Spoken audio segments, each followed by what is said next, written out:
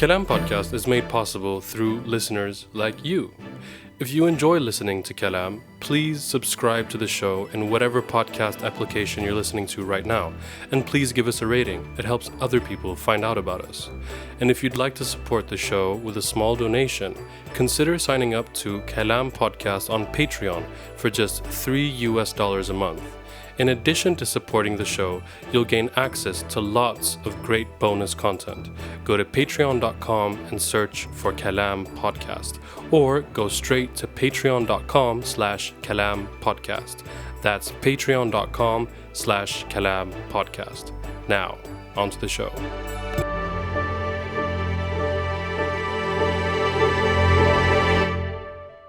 Hello and welcome to the 18th installment of Kalam Digest. I'm joined today on the 17th of December 2024 by my esteemed colleagues Sam Kol Samra and Noura Adin Faris. Welcome to the show, guys. Hi. Thank you, Edgar. How you doing? How you doing today? Well, Cold. Tis cold, yes, and I'm just back from a couple of days sick at home with my kid, but The famous winter puke disease of Sweden. Love do it. we know what it's called in English? I believe that's the clinical term. Yes, of course. The That is winter's puke disgusting. disease. Yes. For all Swedish listeners out there, I'm not going to bring it to you through the microphone, inshallah. Inshallah. Okay, so if we... are you okay, Noura? Are you doing good? You said you're cold? Yes, no, like generally cold. I'm not cold inside. I have a little heater right next to me, so That's it's okay. good. That's good. Okay. How are you? I'm Alhamdulillah. doing well. I'm also cold. We live in a cold place. I don't know why we decided to do that, but I'm also happy to be here with you today to discuss the latest developments in a hot region. Today we're going to be focusing on the developments in Syria, but I thought that we could begin in Palestine, where significant developments are always developing. Intensified clashes in Gaza. The killing is it's never ending. The intensification of bombings and raids by Israeli soldiers continues. Several Israeli soldiers have been killed as well, and much material destroyed. I've been seeing a lot of these kind of videos of before and after of Jabalia refugee camp and other parts of Gaza, which are really, really damning, and it also almost makes me think that the Amnesty report labeling this war on Gaza as a genocide came quite late, even, But for our first story, I want to go to the West Bank, actually, in the Jenin refugee camp, where clashes are ongoing between the Palestinian Jenin Brigades, which is an umbrella organization, which comprises several different factions, secular and Islamist, into a sort of resistance militia that resists Israeli raids into the camp and tries to, do various military operations against the Israeli occupation forces. They've been in clashes not with the Israelis, but with the Palestinian Authority. And this could sound a bit surprising since the Palestinian Authority, which is the de facto Palestinian government of the sort of skeleton of a Palestinian state, and they're mainly comprised of the faction Fatah. But in the Jenin brigades, there is a Fatah wing, armed group called the Al-Aqsa Martyrs Brigade. And this is all very confusing, like why is Fatah fighting Fatah? But the Fatah in Jenin is very different from the Fatah that rules the politicians in Ramallah. And essentially they are completely independent of one another. And so in these clashes, the Jenin Brigade's commander, Yazid Jayeshe, was killed, and another Palestinian resistance fighter, Rahabi Shalabi, who was allegedly 19 years old, was killed during these clashes. In Jenin, the Palestinian government, Palestinian Authority accuses Jenin brigades of sort of commandeering Palestinian Authority military vehicles and stealing military equipment and things like that. And it's essentially a way for the Palestinian Authority, I think, to crack down on armed resistance against Israel, which isn't coming from the official channels. I mean, another reason for it, obviously, is that within the Jenin brigades are also it's not just Fatah's Al-Aqsa Martyrs Brigade, Fatah being like a secular force. It's also Islamic Jihad's Al-Quds brigades and Hamas's Qassam brigades, the same Hamas that is fighting Israel in Gaza. So the Palestinian Authority is obviously sort of a bit like worried about them creating a state within a state or a militia within a militia.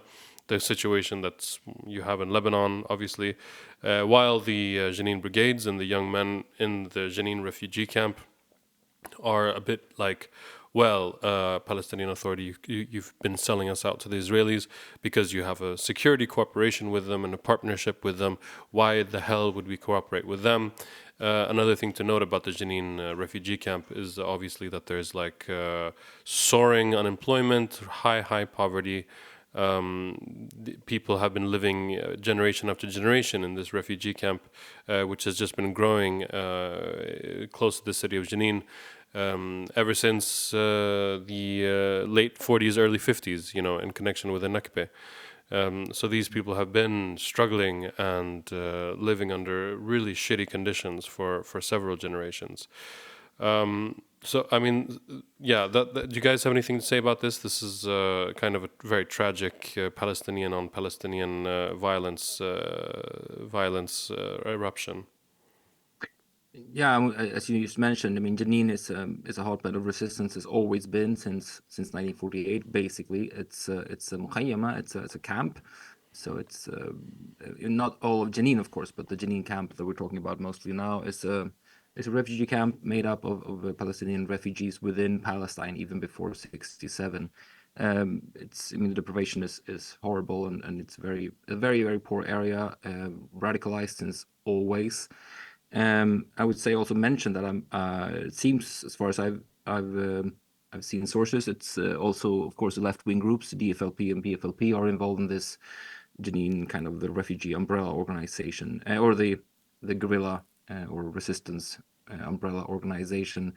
I think another thing that needs to be mentioned is the fall of the Syrian regime probably unsettled the PA to a large extent. The fact that such a relatively speaking weak or unexpected, at least, opposition movement as the HDS was a couple of weeks ago managed to topple the Assad regime. Of course, makes the PA fearful that something similar might happen, or that people might be inspired, because we've seen videos from all over the West Bank and Gaza, people celebrating the fall of Assad, and kind of it seems that they are thinking this might signal a new epoch even in Palestinian politics, because the PA is deeply unpopular, and especially its leadership, of course. Abbas, I think, last time I looked, I think it was like 7 or 8% or something like that wanted him to stay as president. He would never win an election, and hasn't held any elections for more than a decade. Okay, moving on to our main topic for today, Syria, which we have split into two sort of subdivision topics. Noura, let's start with you. A lot has been made of Israel's incursion into Syria since the fall of the Assad regime. Israel has been moving into Syrian territory, essentially grabbing villages, and it's been conducting one of the most intense aerial bombardment campaigns in the history of the country, trying to wipe out the majority of the arsenal of the Syrian military. What's going on here, and like, what's the point of it? What is Israel trying to achieve? Yeah, well, just like you said, Israel has wasted exactly no time after Bashar al-Assad's fall to bomb basically all of the Syrian military assets it wanted to keep out of the rebels' hands. I think the other day it was that they had been striking over 500 targets. They had destroyed the navy, and they claimed to have taken out over 90% of Syria's known surface-to-air missiles, which how many were they to begin with? I don't Sure. know.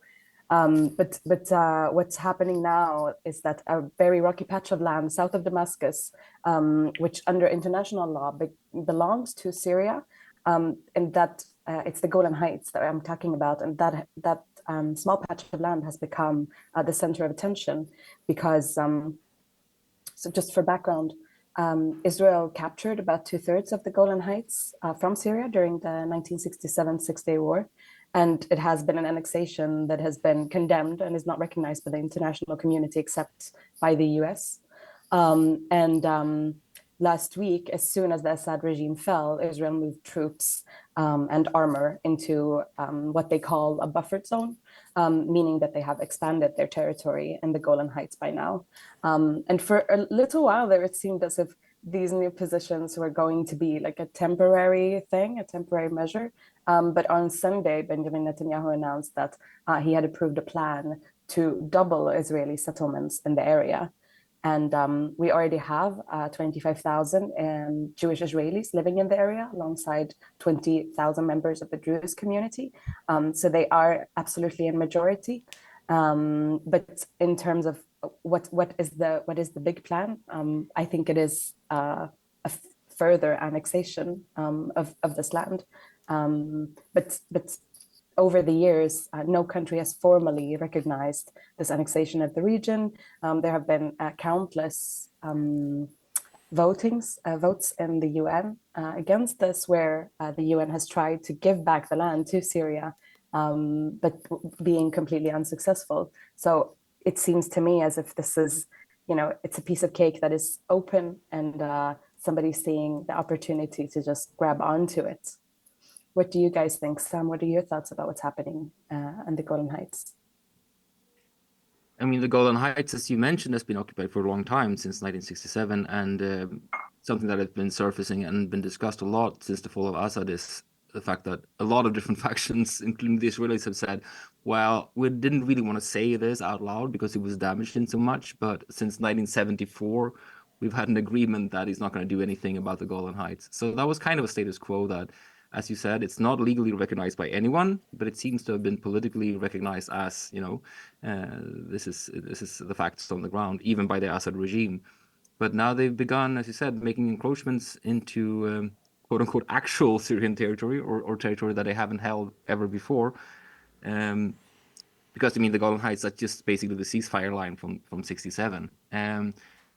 So, one aspect of it is, of course, what they're saying themselves. They want to kind of create another buffer zone for the buffer zone, in case the shit hits the fan in Syria and there's a widespread civil war again in those parts of the country. They want to be sure, to not to have some extra space for that, which, I'm not saying that's acceptable by any standards, but that would be like normal military logic, nothing but that. But on the other hand, you have people from even within the Israeli government saying stuff like, we want to go ahead and colonize the Golan Heights outright, start moving people in there en masse. Yeah.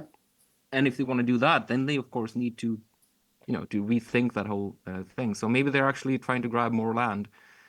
In terms of where that's leading, I think it's people are a bit like, oh, look, Israel is taking more and more land. They're just expanding. And if they are doing that, I think we have to be clear that that is the worst idea ever for Israel. Yeah. They're already overwhelmed, as it is.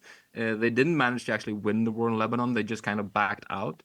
And even with Hezbollah, seriously weakened by a lot of factors by now, Israel is not a country at this point in time or in any foreseeable future that has kind of the either military or human resources to actually grab even more land than they already have, Well, if Syria can't defend itself after Israel destroys its entire weapons arsenal, then maybe they can. It begs to be seen. I just want to say two things about this before we move on. The first is that surprisingly, since we've started doing this podcast, surprisingly little outright criticism has been directed at us until this time. And it's not really directed at us, but I just noticed on some of the stuff that we're putting out on social media, there's a huge polemic around the fall of Assad and whether that's a good thing or a bad thing. And a lot of people are saying that, like, look, now as soon as Assad fell, the Israelis made an incursion into Syria and they started bombing Syria, and Assad was the only person standing against, imperialism and Israel. And I guess that's one way to look at it. Another way to look at it is that Israel was fine with Assad having all of these weapons, and as soon as he's gone, that's when they're nervous that these weapons might be actually used. So that's just one thing. Another thing is that Noura, you mentioned the Golan Heights, and I think that for our listeners, if you want to learn more about the Golan Heights, we have a fantastic episode on it from earlier this year, from the 15th of August, where I interview the artist from Golan Heights called Wa'il Tarabiyya, and we speak about the Majd al-Shams massacre. If you remember, either Hezbollah misfired rocket or some kind of shrapnel from the Iron Dome, something hit a football field in Majd al-Shams in the Golan Heights, Jawlan in Arabic, killing several young children playing football. But in that episode, we kind of speak about the history of the Golan Heights and sort of the significance of it, and what kind of identity people in the Golan Heights have, whether they have Israeli citizenship or not. Moving on to our last topic, Sam, take it away. We're talking about Turkey, the Kurds, and this whole aspect of the Syrian conflict, or the fall of the new chapter in the Syrian conflict, let's say, with the fall of Assad, and what this is going to mean for the Kurdish-Turkish conflict and for the Kurds that essentially have quite big autonomy in northeastern Syria. What's going on there? Yeah, well, so let's start by talking about the international question in general. We already discussed Israel, of course, but we talked about this several times before on the podcast, on these digests, and also several of our guests have mentioned this, that the future of Syria, if it's going even deeper into hell, or if it's actually going to move in a positive direction, which, there's still a chance it might, is basically totally dependent on the external forces involved. So far, since the fall of the Assad regime, we haven't seen any of the widespread ethnic cleansings or pogroms or killings of civilians by different factions that the Assadists or the defenders of the Assad regime always claimed as one of the reasons why Assad had to stay in power.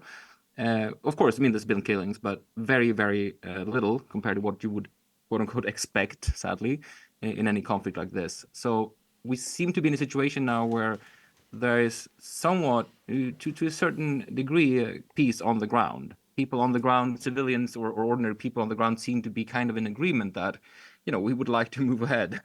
Let's move forward from this. Let's stop let's not have another round of civil war, please. Which, makes sense. But so then, how do the international forces align, and what does this alignment mean? That's what I'm going to try to say something about.